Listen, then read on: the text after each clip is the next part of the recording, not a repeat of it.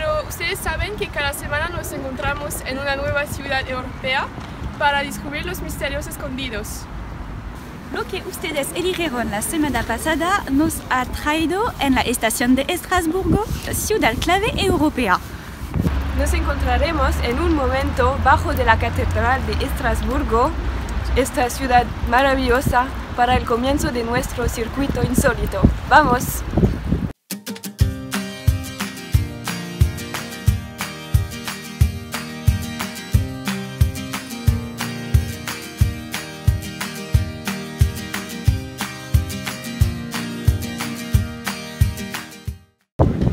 Probablemente se pregunten qué puede ser este elemento metálico que sea tosco en la pared del hotel de la catedral. En realidad se trata de un legado de la guerra durante los bombardeos prusianos de Estrasburgo en 1870.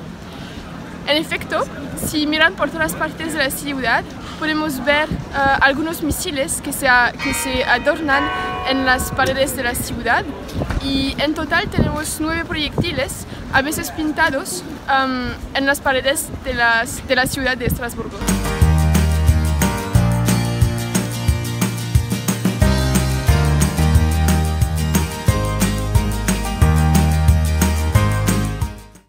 Estamos de nuevo delante de la Catedral Notre Dame de Estrasburgo. Es en este lugar que había cada año una tradición muy específica desde el siglo XVII.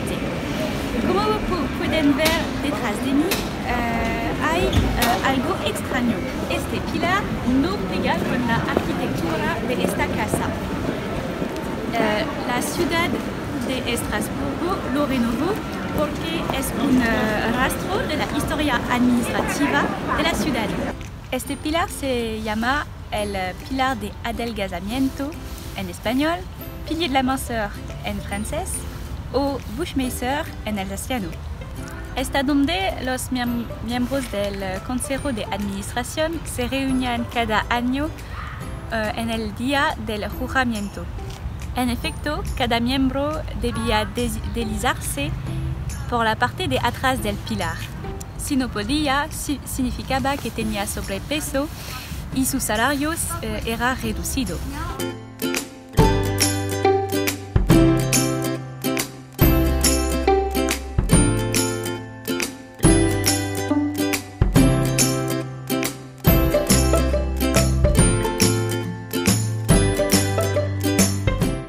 A la hora del desarrollo de una conciencia medioambiental, las autoridades públicas intentan ser creativas e innovadoras para incitar a la gente, y en este caso a los fumadores, a adoptar un gesto ecológico en el marco de una acción cotidiana. Por eso, en la calle del Jeu des Enfants, tirar su colilla se convierte en un voto lúdico y una buena acción al mismo tiempo.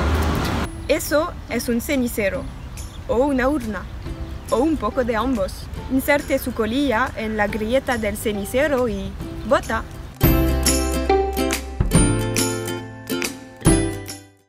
Nos encontramos en una calle bastante estrecha y tranquila de la ciudad, pero contiene muchos secretos y lugares increíbles. Por ejemplo, este restaurante, Eden Place, que significa Art Every Day and Art Every Night en español, arte todos los días y todas las noches, que lleva un año abierto en el centro de la ciudad. Es un café literario, una cervecería, una pizzería y un espacio expositivo. La idea es representar un lugar de encuentro e intercambio en torno al arte. Con los diferentes universos, el proyecto transformó la calle, que se llama la calle de los ciegos, en un lugar de vida. En la pizzería, ustedes están inmersos en el estilo Little Italy, con los ladrillos rojos y los accesorios vintage de iluminación. El restaurante quiere promover un lugar íntimo con un menú reducido y una treintena de plazas. En el café literario, el ambiente es cálido, con sus grandes bibliotecas y libros trepando al techo. Pueden tomarse el tiempo para leer una novela o el periódico, tomando un café.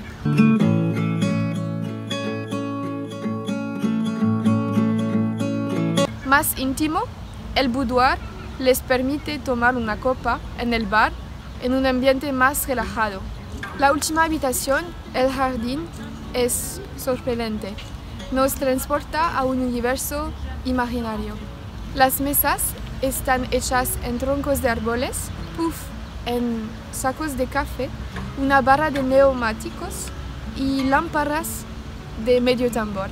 Y también la cocina abierta permite observar al chef cocinando.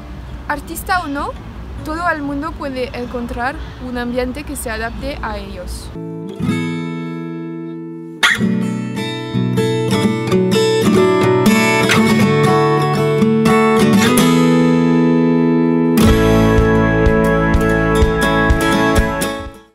Mirad esta construcción.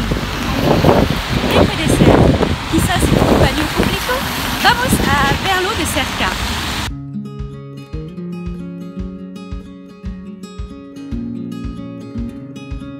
Este lugar se llama Pequeño Armario del Puente de Piedra en español ou Le Petit Cabinet du Pont de Pierre en francés.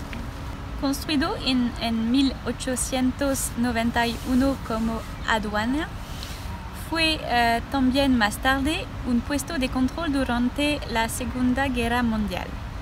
Luego fue un refugio, baño público o un lugar de prostitución. Hoy en día alberga exposiciones temporales. La idea es albergar en este lugar insólito las realizaciones originales con los límites del lugar. Léopoldine Hugo es la bisnieta del famoso poeta Victor Hugo. Su instalación con inspiraciones muy abstractas parece inspirarse en el tema de la materia. También vemos un juego de los sentidos con estas especies de hojas negras, la arena en el suelo y las palabras del poema de Fabienne Schwartz.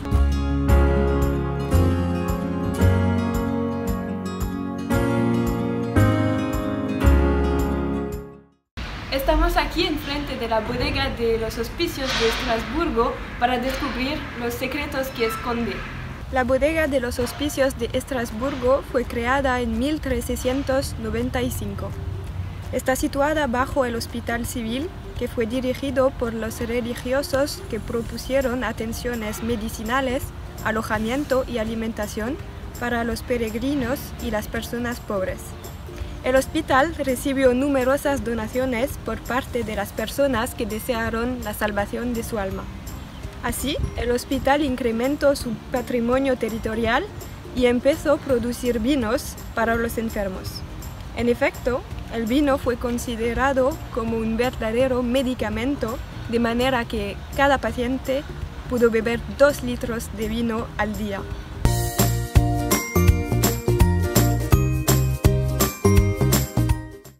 Pero lo que nos interesa es eso, el vino más antiguo del mundo. Se remonta a 1472, sí, aún no habíamos descubierto América, y fue gustado solamente 3 veces en 5 siglos. En 1576 por los naturales de Zúrich, cuando demostraron que pudieron ayudar a los naturales de Estrasburgo rápidamente. En 1718, durante la reconstrucción del edificio principal que fue destruido por un incendio 2 años antes. En 1944 por el general Leclerc, cuando liberó la ciudad de Estrasburgo de la ocupación alemana. Hoy en día, la bodega está reputada por la calidad de sus vinos y las ganancias están invertidas en la adquisición de dispositivos médicos.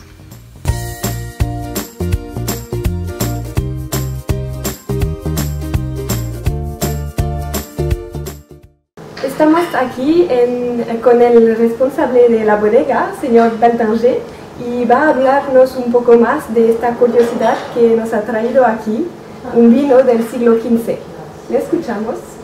Bah écoutez, donc le vin de 1472, il y a pas mal de légendes qui sont par rapport à cette histoire-là. Ce qui revient vraiment beaucoup, c'est bien sûr la robe ambrée qu'on a, ce très joli vin qui est un vin blanc d'Alsace d'ailleurs, soit dit en passant. Cette couleur, cette robe ambrée, elle est donnée tout simplement par l'élevage, ce qu'on appelle l'élevage multiséculaire en tonneau.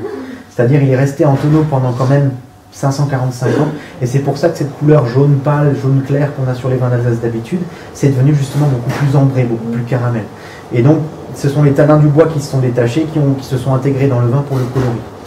Mais en tout cas, tout ça pour vous dire qu'il y a eu 3 dégustations officielles, il y en a une 4e. Cette 4e dégustation qui a été faite en 94, en fait, d'une certaine manière, elle englobe le mystère qu'on a sur ce vin parce que, œnologiquement parlant, scientifiquement parlant et chimiquement parlant, aussi improbable que ça puisse être, ça reste encore aujourd'hui du vin. Et on sait que c'est quelque chose qui a été vraiment accrédité par les hautes autorités françaises, en sachant que c'est lui qui dispose du titre encore aujourd'hui du plus vieux vin blanc du monde, encore conservé en tonneau. Parce que le plus vieux vin du monde, il est dans le fond de la Méditerranée. C'est le vin qui est dans les amphores romaines. Ça, c'est le plus vieux vin du monde.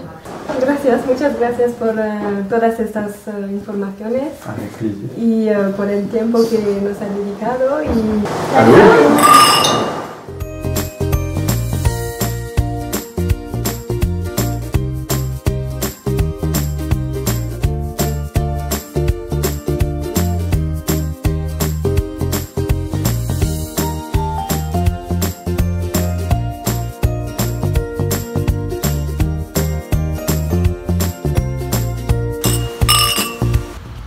La leyenda dice que olvidaron el vino después de 100 años y se dijeron, ¿por qué no conservarlo aún más tiempo?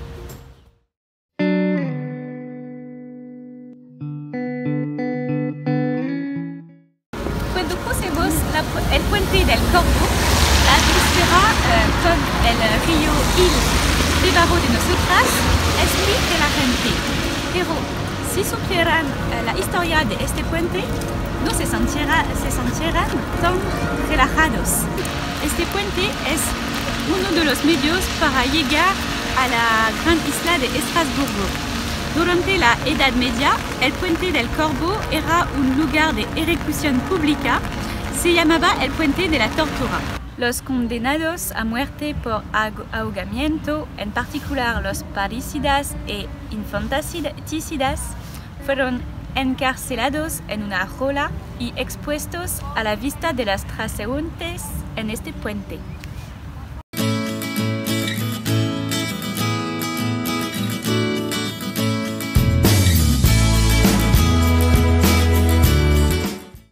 Ahora hablaremos de una leyenda, de una historia muy bonita que nació en la década de 1850 en Alsacia. Se trata de la leyenda de las cigüeñas, un símbolo de nacimiento. Este hermoso pájaro llevaría a los recién nacidos a sus futuros padres. La leyenda de las cigüeñas, que se llama también la leyenda de los Kinderbrunnen, significa los pozos infantiles. Se dice que cuando una mujer quería tener un hijo, debería elegir sobre un pozo donde estaban siendo escuchadas por un gnomo de barba blanca. Se dice que bajo la catedral de Estrasburgo existía un lago subterráneo donde los niños estaban jugando esperando a nacer. Se dice también que para satisfacer los deseos de las damas, el gnomo de barba blanca tomó su barca de plata y un filete de oro para agarrar al bebé suavemente y para colocarlo al borde de un pozo. Y después se dice que la cigüeña recogía al bebé para colocarlo al borde de la ventana de las casas de los padres. En Alsacia, la leyenda también dice que los padres que quieren ordenar a un bebé deben poner algunos trozos de azúcar en el borde de la ventana. ¿Por qué una cigüeña? La cigüeña es un pájaro hermoso. Tiene un pico largo que le permite recorrer campos y pantanos de serpientes y otros animales dañinos para los humanos. Por lo tanto, era el animal más popular para recuperar a los niños y traerlos de vuelta a salvo a sus padres. En un contexto de Guerra Fría entre los Estados Unidos y la Unión Soviética en los años 60, Alemania fue profundamente dividida, lo que se tradujo por la creación en 1949 de la República Federal de Alemania, constituida por las zonas francesas, británicas y americanas en la zona oeste del país, y la República Democrática de Alemania por los soviéticos que ocuparon la zona este del país. La RDA adoptó un régimen comunista poco apreciado de la población alemana que emigró hacia la RFA. Para poner fin a esta oleada de emigración, la RDA erigió un muro de 3.60 metros sobre 155 kilómetros durante la noche del 12 al 13 de agosto de 1961, el muro de Berlín. Este muro separó la ciudad de Berlín durante 28 años y fue destruido el 9 de noviembre de 1989. Estamos aquí enfrente del Tribunal Europeo de los Derechos Humanos, donde se puede ver 4 restos del muro de Berlín, unos al lado de los otros. En 2009, en el contexto de los 20 años de la caída del muro, el alcalde de la ciudad alemana de Dresde ofreció un trozo del muro al Consejo de Europa, que adquirió 3 otros.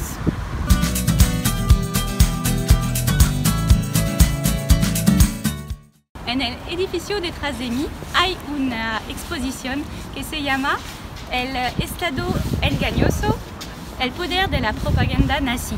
Vamos a verla de cerca. Esta exposición pretende mostrar el poder de la propaganda como medio de comunicación masiva, tomando el ejemplo de la propaganda nazi. Estudia la evolución de la propaganda nazi a lo largo del tiempo, su uso para vender la ideología nazi, la consolidación del poder nazi, la incitación al odio y por lo tanto a la guerra, o el problema de purgar la propaganda nazi después de la guerra. Además de tener una exposición muy interesante, este lugar tiene su propia historia. El Barrage Vauban es un puente exclusivo imaginado por Vauban para defender la ciudad de Estrasburgo. Aquí en Estrasburgo, con la artillería y la tecnología de combate en progreso, los puentes cubiertos ya no eran capaces de defender el sur de la ciudad. La presa de Vauban fue construida en 1690 por Tarrade. La presa debía, en caso de ataque, bloquear sus arcos cerrando las puertas, elevar el nivel del río Ill e inundar todas las tierras al sur de la ciudad y hacerlas intransitables para el enemigo. Se utilizó notablemente durante el asedio de Estrasburgo en 1860 durante la guerra franco-prusiana. Hoy en día la presa de Vauban revela un secreto poco conocido por los turistas e incluso por los habitantes.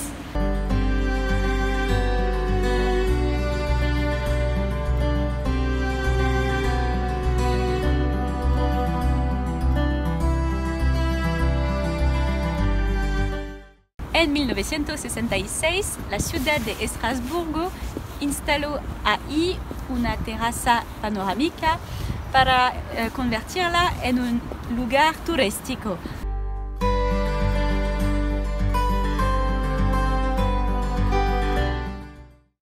Después de este día lleno de emociones, ha llegado la hora de comer. Hemos elegido un lugar especial, la Bienenstube. La tarta flameada es la especialidad culinaria de la región alsaciana. Una tarta con cebollas, mechas y crema fresca. Por ejemplo, en este restaurante, la Bienenstube, se puede comer diferentes recetas de tartas flameadas completamente más extravagante y fuera del común uno del otro. Podrán probar tartas flameadas tradicionales, gratinadas, con Münster, o las más elaboradas si quieren ser el original. Vamos a probar.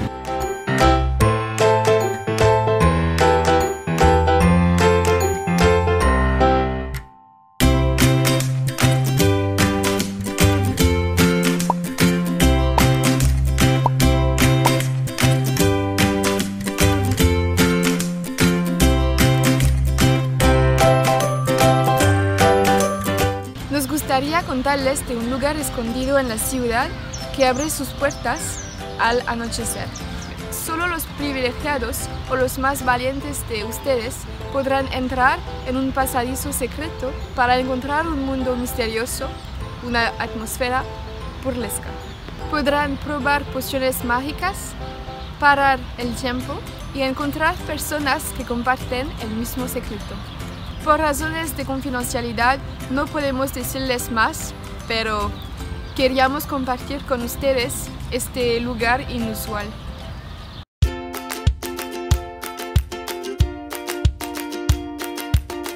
Nos encontramos de nuevo esta mañana en la estación de Estrasburgo partiendo hasta Madrid. Como siempre, ustedes eligen nuestro próximo destino.